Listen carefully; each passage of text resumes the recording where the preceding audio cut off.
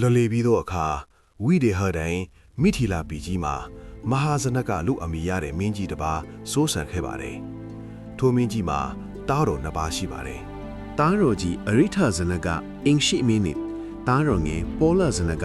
စစ်တေနာပတိလူဖြစ်ပါတယ်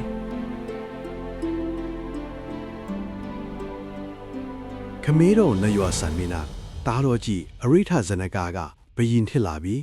ညီတော်ပေါ်လာဇနကကိုအင်ရှိမင်းရပေးခဲ့ပါတယ်ဒါပေမဲ့ကုန်းချောစကားတွေကြောင့်ညီကိုနှစ်ဦးကြားတန်တရားတွေဝင်ပြီးနောက်ဆုံးမှာတော့စစ်မှတ်ဖြစ်ပွားခဲ့ကြပါတယ်ထိုစစ်ပွဲမှာအရိထဇနကမင်းကြီးကြာဆုံးသွားခဲ့ပါတယ်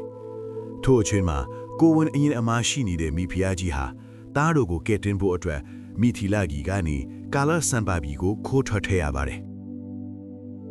နန်းကထွက်လာတဲ့မိဖုရားကြီးဟာခရီးပန်းလာတဲ့အတွက်နတ်မင်းကြီးတကြောင်မင်းကတော့မနေတာပဲလဲသမားအသွင်နဲ့ကူနီဆုံးရှုပ်ခဲ့ရပါတယ်ကာလစံပါဘီရောက်တဲ့အခါတီတာပါမောက္ခဆရာကြီးကမိဖုရားကြီးကိုခရီးဦးကြိုပြုခဲ့ပါတယ်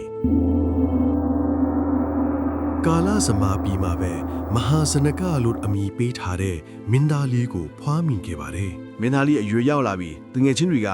မုတ်ဆိုးမသားဟုဝိုင်းစနောက်ကြပါတယ်မိခင်ထံကနေမိမိရဲ့မျိုးရိုးမှန်ကိုသိရှိသွားပြီးဖခင်ရဲ့ထီးနှန်းကိုပြန်လဲသိမ့်ပိုက်ဖို့ဆုံးဖြတ်ချက်ချလိုက်ပါတယ်ဒီလိုနဲ့မင်းသားဟာမင်းတို့တက်ကတော့ဉာဏပညာအပြင်ကာယပညာကိုပါတက်မြောက်အောင်ကြိုးစားသင်ယူပါတော့တယ်အသက်16နှစ်အရွယ်မှာမင်းသားဟာရတနာတချို့ကိုယူပြီးသူ့ဝေနာဘူမိကိုကုန်းတွဲဖို့တင်မောသား900ပါသောတင်မောထင်ရွက်လွင်ခဲ့ပါတယ်ရွေချက်ကတော့စီးစိမ်ရှာပြီးဖခင်ရဲ့အထီးနှန်းကိုပြန်သိမ်းလို့ပါပဲ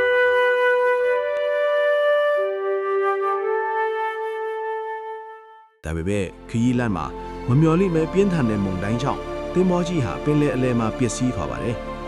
လူပေါင်းများစွာကြောက်လန့်နေကြပေမဲ့မဟာဇနကမင်းသားဟာတည်ငြိမ်စွာဖြင့်အာဟာရဖိအောင်ထောပတ်တွေစားသုံးပြီးထောပတ်တွေမိမိကိုယ်ကိုလိန်ချနေပါတယ်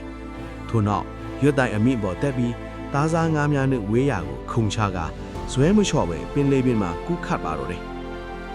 ကမ်းမမြင်လမ်းမမြင်တဲ့ပင်လယ်ကြီးထဲမှာမဟာဇနကအမိသားဟာ9ရက်တိုင်တိုင်မနာတမ်းကူးခတ်နေခဲ့ပါတယ်ငါမှကြိုးစားခွင့်ရှိသည်၍ငါကြိုးစားမယ်ဆိုတဲ့ဇွဲလုံးလားဟာသူ့ရဲ့အသက်သွေးကြောပါနိုင်မင်းသားရဲ့ထူးခဲ့တဲ့ဇွဲကိုမြင်တဲ့အခါပင်လယ်ဆောင်တဲ့သမီးမနီမေခလာကကိုထင်ပြကကန်းကိုလည်းမမြင်တာပဲဘာကြောင့်ကြိုးစားနေတာလဲလို့မေးမြန်းပါတယ်မင်းသားကအားထုတ်မှုဟာအချီးအနီးမထီဘူးလို့ပြက်ပြက်သားသားဖြေချခဲ့ပါတယ်မင်းသားရဲ့ဖြေကိုသဘောကျတဲ့နတ်သမီးဟာမင်းသားကိုပွေ့ချပြီးဖခင်ဖြစ်သူရဲ့မိထီလာပြည်စီကိုပို့ဆောင်ခဲ့ပါတယ်ထိုအချိန်မှာမိထီလာပြည်မှာလည်းဦးဤတော်ပေါ်လာဇနကနတ်ရွာဇန်သွားပြီးစက်ခံမဲ့သူမရှိဖြစ်နေပါတယ်ဒါကြောင့်မင်းလောင်းရှာဖို့လွတ်လိုက်တဲ့ဖုတ်ဆယထာဟာမဟာဇနကမင်းသားစီယာကိုစိုက်မြဲရောက်ရှိလာပါတော့တယ်ပညာရှိတွေကမင်းသားရဲ့ခြေဘဝကလက္ခဏာတွေကိုကြည့်ပြီးမင်းလောင်းအစ်စ်ဖြစ်ကြောင်းသိသွားကြပါတယ်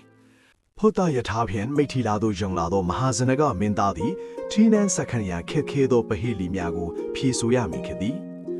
ဥစွာယောက်ျားတစ်ထောင်မှမနိုင်သည့်လီကော်ကြီးကိုလက်ယူရည်ဖြင့်လွယ်တကူတင်မှပြလိုက်သည်ထို့နောက်ခွက်ထားသောယရနာချင်း16ချင်းကိုလည်းဉာဏ်ပညာဖြင့်အောင်မြင်စွာရှာဖွေပြနိုင်ခဲ့သည်နောက်ဆုံးတွင်မန်မာနအကြီးသောတိဝလိမင်းသမီးကိုပင်တင်းငင်ခညားမှုဖြင့်ကျေနပ်စီကမိထီလာ၏ဘရင်အထက်နန်းတက်လီတော်သည်ဒီလိုနဲ့ဇွေးလုံးလာရှင်မဟာဇနကဟာမိမိရဲ့ဖခင်ထီးနှန်းကိုပြန်လဲစိုးဆောင်ခွင့်ရရှိသွားပါတော့တယ်သူထင်ဇွေးလုံးလာကြည့်သောဖျားလောင်းမဟာဇနကမင်းဟာမင်းကျင်တရားနှင့်အညီမိထီလာဖီကိုစိုးဆိုင်ပြီးတတော်အတော်အတန်ရလာသောအခါတန်ဝေကရကတားတော်ကိုထီးနှန်းလွဲခဲ့ပြီးယဟန်ဝတ်သွားပါတော့တယ်